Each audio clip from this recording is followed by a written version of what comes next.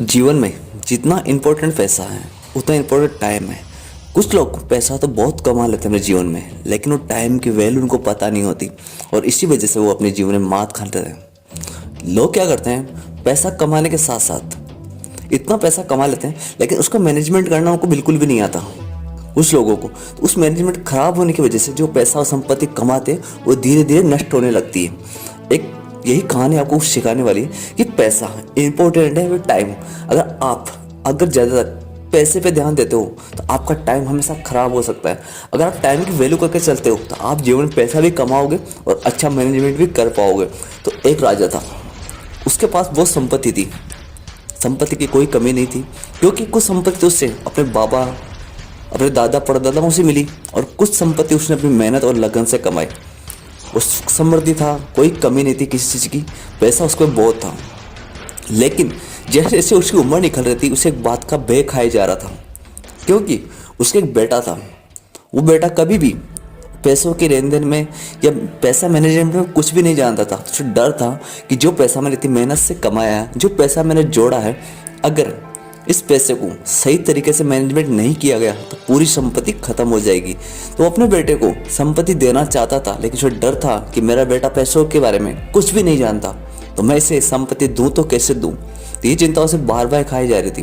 और उसने अपने बेटे से बुलाकर कहा कि क्या तुम इस लायक हो जो मेरी संपत्ति संभाल पाओगे, मेरा इतना पैसा मैनेजमेंट कर पाओगे, इस पैसे को बचा सकते हो। तो उसका बेटा कहता है कि हाँ, मैं आपका बेटा हूँ, मैं आपका पुत्र हूँ, मैं संपत्ति बचा सकता हूँ, पैसे को दुगना तिगना कर सकता हूँ। लेकिन उसके बेटे को, बाप को पता था, उस राजा को पता था कि ये सिर्फ मोह माया और अपने दिखावे के लिए कर रहा है, बल्कि ये पैसे के बारे में कुछ भी नहीं जानता, कुछ भी मैनेजमेंट नहीं करता। तो वो अपने बेटे को बुलाकर कहता है कि मैं तुम्हें 1 लाख सोने की मुद्राएं दे रहा हूँ और इन्हें तुम 2 गुना करके लेके आओगे, वो भी साल भर के अंदर। अगर तुम नहीं कर सके तो मैं पूरी संपत्ति को दान कर दूंगा, लेकिन तुम्हें 40 कौड़ी भी नहीं दूंगा। ये तुम्हें जो 1 लाख मुद्राएं दे रहा हूँ मैं, इसके अलावा मैं तुम्हें कुछ भी नहीं दूंगा। अगर तुम इसे सही से मैनेजमेंट कर पाओगे, सही से अगर संभाल पाओगे, तो मैं तुम्हें पूरी संपत्ति तुम्हारे नाम कर दूंगा। लेकिन तुम्हें 1 साल तक इन पैसों को दुगना करना है, मतलब किसी भी तरीके से, गलत तरीके से नहीं, सही तरीके से, जिससे तुम अच्छा कमा सको। और वो उनको 100 मुद्राएं देके, 1 लाख मुद्राएं देके उससे घर से बाहर जाने के लिए बोल देता है कि तुम आज से घर से बाहर जाओगे, इसी में तुम्हारा खाना पीना रहना सोना सब कुछ ये 1 लाख मुद्रा में ही होगा। अब मुझे ये जानना है कि तुम किस तरह इस पैसे को बचाते हो या किस तरह पैसे को उड़ाते हो, क्या करते हो। और वो उसे घर से बाहर निकाल देता है साल भर के लिए। और वो उस लड़का, राजा का कंवर जो लड़का था, वो 1 लाख मुद्राएं लेके वहाँ से हंसी खुशी घर से बाहर निकल जाता है। अब उसे क्या है, जहाँ भी जाता उसे ये सबसे पहले तय करना था कि मैं जाऊँ क्या, कहाँ पर रहूँ, कहाँ खाना कहाँ खाऊँ और किस जगह अपने पैसे को इन्वेस्ट करूँ, पैसा मैं कहाँ खर्च करूँ कि मेरा पैसा मुझे बढ़कर मिले। तो वो क्या है, जब इंसान के पास पैसा होता है ना, तो इंसान दिमाग से भी अंधा हो जाता है। आंखों से तो होता ही है, लेकिन दिमाग भी काम नहीं करता, क्योंकि उसमें मुद्राएं होती है। इंसान दो ही जगह पर मात खाता है, या बहुत सारा पैसा होता है उसके पास, या फिर जब उसका पैसा नहीं होता। यही इसके साथ होने वाला था, क्योंकि जिससे पैसा लेकर निकला तो इसको रास्ते में गया, तो इसने क्या, एक मेले में चला गया जहाँ पर कुछ सुंदर सुंदर घोड़ियाँ बिक रही थी। तो इसने सोचा क्यों ना मैं कुछ घोड़े खरीद लेता हूँ, मतलब 1,000 या 2,000 मुद्रा की कुछ घोड़ियाँ खरीद लेता हूँ, मैं इनको अच्छे मुनाफे में बेच दूंगा तो मुझे पैसा बढ़ के मिलेगा और मुझे मेरा पैसा खर्च नहीं होगा। तो वो क्या करता है, किसी की बातों में आकर, किसी से मिलकर, बिना जानकारी के वो क्या है, कम से कम भी 20,000 मुद्रा के घोड़े खरीद लेता है। उन घोड़ों को खरीदने के साथ साथ उसे 100 मुद्रा का, 200 मुद्रा के समथिंग उनके लिए चारा पानी भी खरीदना जरूरी है, तो चारा पानी भी खरीद लेता है। लेकिन वो 10-15 दिन तक उनको चारा पानी करता है, लेकिन उन घोड़े की रेट, घोड़ा घोड़ी खरीदे थे उसकी प्राइस कम होने की वजह से दे नहीं पा रहा था, वो बेच नहीं पा रहा था उनको, क्योंकि उसे बेचने की कलाई नहीं आती थी, बेचा कैसे जाता है। उसे सिर्फ पैसा था तो खरीद तो लिया, खरीदना उसके लिए आसान था। वो तो ये भी नहीं कर पाया कि उसने कितने में खरीदना चाहिए था। उसने उन घोड़ों को उस रेट से भी ज़्यादा में खरीद लिया, क्योंकि पैसा था तो उसने कोई टेंशन ली नहीं और घोड़े खरीद लिए उसने। 10-15 दिन तक उस घोड़े का इंतजार किया, उसे लगा कि नहीं बिकेंगे, तो उसने घाटा खा के 10,000 का, और 10,000 में वही 20,000 मुद्रा के घोड़े 10,000 मुद्रा में वापस बेच दिए। तो वहाँ पर उसने 10,000 का माइनस चला गया वो। फिर उसने सोचा कोई ना, अभी मेरे पास मतलब 90,000 मुद्राएं बाकी है, अभी मेरे पास 90,000 मुद्राएं बाकी है, तो मैं कहीं अच्छा काम कर सकता हूँ। थोड़े दूर जाता है और उसे लगता है कि एक वस्त्र कपड़े बेचने वाला उससे मिलता है। उसके पास अच्छे अच्छे कपड़े थे, बहुत सारे कपड़े थे, तो उससे कहता है कि तुम ये कपड़े ले लो, अच्छे में बिकेंगे, तुम्हें इतने का मुनाफा होगा अगर तुम बेच पाओ तो। वो बोलता है कोई बात नहीं।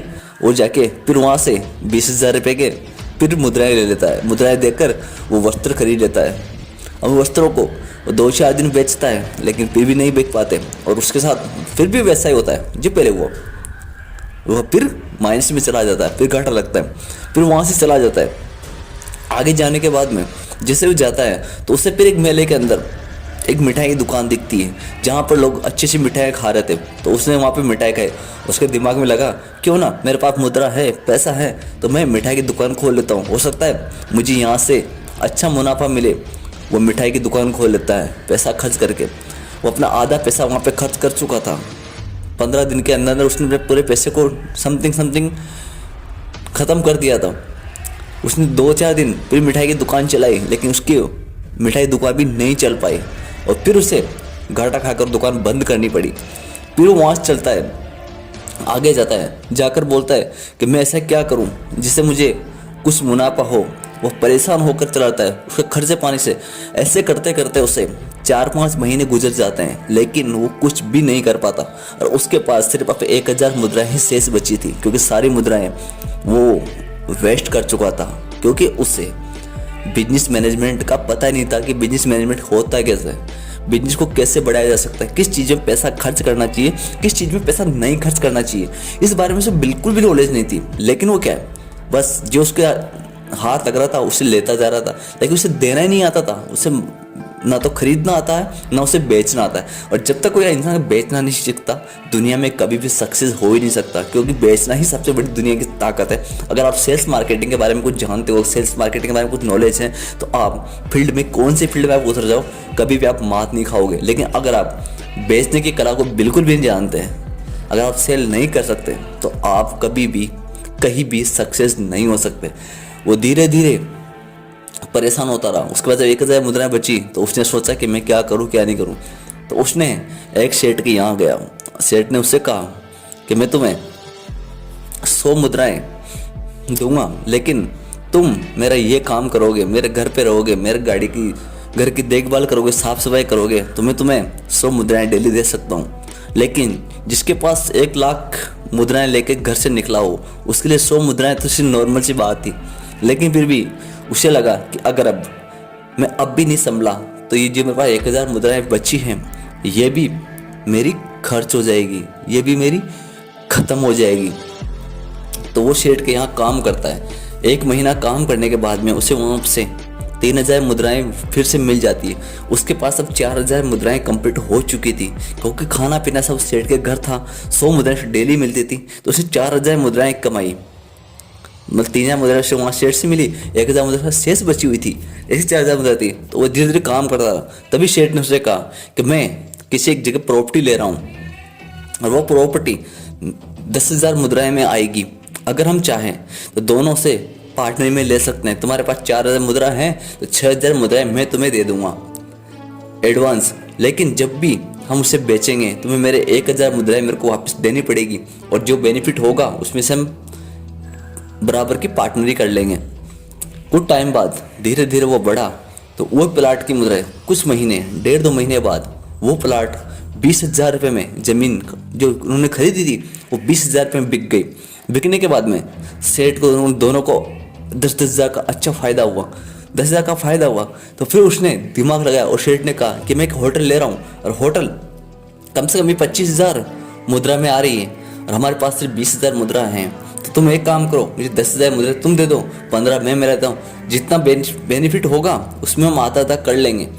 तो वो फिर उस प्लाट को खरीद लेता है। लेकिन कुछ टाइम बाद में, जैसे टाइम निकलता है, एक डेढ़ 2 महीने बाद में वो प्लाट जो होटल उन्होंने ली थी, वो होटल 50,000 मुद्रा में वापस बिक जाती है। अब उन दोनों को 25,000 का बेनिफिट हो चुका था। अब उसे ये कला समझ में आ गई थी कि हमें पैसा कहाँ खर्च करना है और कहाँ लगाना है। जैसे उसने भी पिता से 1 साल का वचन दिया था, 1 साल का कंप्लीट होने वाला था और उसे अपने पिता के पास वापस जाना था। लेकिन जब अपने पिता के पास गया तो उसने पिता को जाके वो बोला कि मैं आपके पैसों को दुगना तो नहीं कर पाया, लेकिन मैंने आपके पैसे को 1.5 गुना कर दिया है। मतलब 1 लाख मुद्राएं वो लेके घर से गया था और जब वापस आया तो उसके पास 1,50,000 मुद्राएं थी। तो उसके बेटे ने, उसके पिता ने उस पर गर्व हुआ कि हाँ चलो, लेट से देर से सही, लेकिन तुम्हें कम से कम ये समझ में तो आया, क्योंकि तुम अब कमा सकते हो, अब तुम इस लायक हो। तो जीवन में टाइम की वैल्यू सबसे बड़ी इंपॉर्टेंट होती है। अगर लाइफ में हम कुछ भी कहाँ भी पैसा इन्वेस्टमेंट कर रहे हैं तो हमें उसके बारे में नॉलेज होना ज़रूरी है, अन्यथा वहाँ पर पैसे लगाना बेकार है। संपत्ति बनाना आसान, लेकिन संपत्ति को संभालना, मैनेजमेंट करना बहुत मुश्किल है। इसलिए कभी भी लाइफ में अगर कोई भी जगह आप पैसा इन्वेस्टमेंट करते हो तो पहले 10 जगह उसके बारे में जानकारी ले लो कि जो आप कर रहे हो वो सही है गलत है, या फिर अच्छे से पहले सोच लो कि हम जहाँ पैसा लगा रहे हैं कहीं ये गलत तरीका तो नहीं है। अगर आपको लगे कि हाँ डेफिनेटली हम यहाँ पैसा खर्च कर सकते हैं क्योंकि यहाँ से पैसा हमें वापस रिटर्न मिलेगा, तभी आप पैसा इन्वेस्टमेंट करें, अन्यथा ना करें। क्योंकि पैसा कमाना आसान है लेकिन पैसा मैनेजमेंट करना बहुत मुश्किल है। पैसा आप कितने भी संपत्ति आप साथ में लेके चलो, अगर आपको मैनेज नहीं करना था मनी मैनेजमेंट आपको नहीं आता तो आप पैसा नहीं बचा सकते, पैसा नहीं जोड़ सकते, पैसा नहीं कमा सकते। तो दोस्तों आपको वीडियो कैसा लगा? अगर वीडियो अच्छा लगा हो तो प्लीज़ वीडियो को लाइक शेयर कमेंट जरूर कीजिएगा। मैं आपका दोस्त ठाकुर, मिलते हैं नए वीडियो के साथ। जब तक जय श्री कृष्ण, जय श्री राधे।